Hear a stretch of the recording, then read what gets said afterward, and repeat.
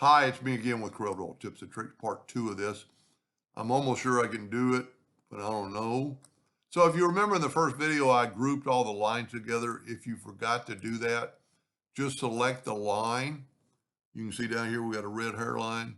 Go to Edit, Find and Replace, from Selection, and hit Find All, and then hit Delete, and all your lines are gone. Now, we need to group this together. And I'm pretty sure the gentleman, you know what, I need to make that brown circle. So I'm going to make a brown circle. That's pretty good. Well, let's use the color. So I'm going to get the Smart Fill tool, use the eyedropper, grab that color and fill it in. And now I would right click and take away the outline. So now we're going to group this together.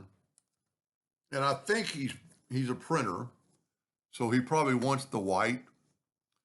I don't know exactly how we're going to do this, but I did not practice this, so I'm going to try this. I'm going to take an ellipse, and this is why I work in the center of the page, right here. This way I can take my shift tool now, and I'm going to go right to the edge. Now I'm going to move this out of the way for a second, and I'm going to make it white. But then I'm going to take away the outline, and I'm going to move it back. Now it's on top. I'm going to go to Object, Order, Back a page, and look at that. Now we have, well, I need to take my yellow, order, back a page. Now we have white, and because you can't see the yellow through there. I think that's going to help us, especially if you're going to print it. I'll probably just, because we're going to have to hand put some of these dots in here. The rest of them, I think, are going to be easy. So let's just make this a little bit smaller. And let's Control D and make a duplicate and make one quite a bit smaller. But we don't want it, let's see, I'm gonna try to kind of mimic this. We don't want that showing. So I'm gonna go to Object, Order, Back a page. So now you can't see, well, you know what it also did? It made my dots smaller.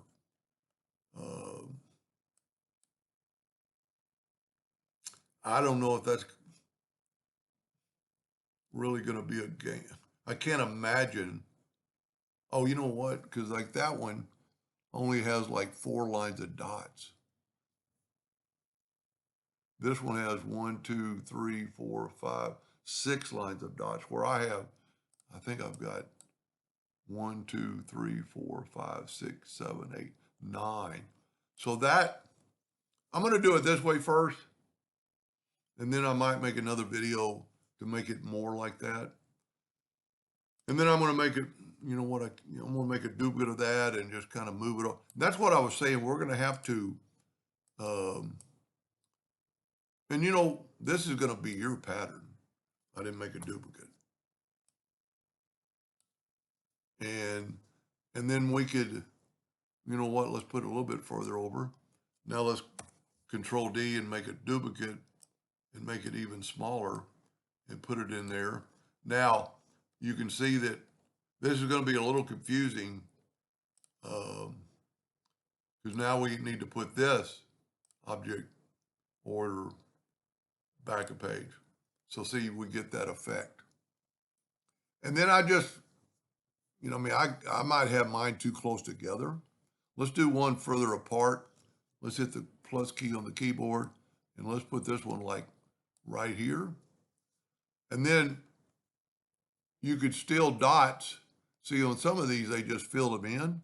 Let's put another one. Let's put this small one like right here. He's pretty good at Corel, so I think he'll be able to figure it out. Now, at one point, I'm afraid that we won't be able to put them all in the back of the page.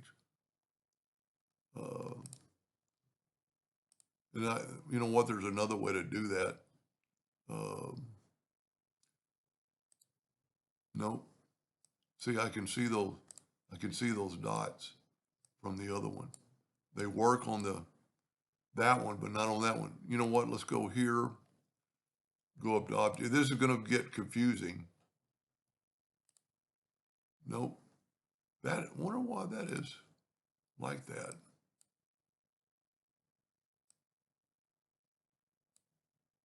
I need to put this in the back of the page. And there's no back of the page.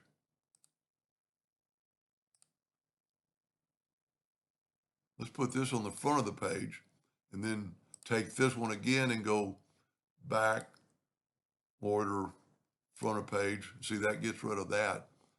Well, you know what? You can see those other dots. I'm going to have to bring in my yellow box.